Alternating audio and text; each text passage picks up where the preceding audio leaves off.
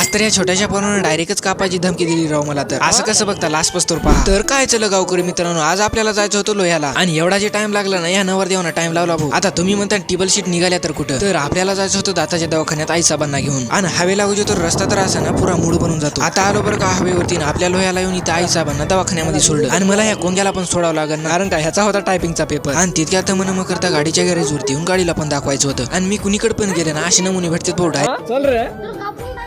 डायरेक्टच मला कापायची धमकी देऊ राहिला.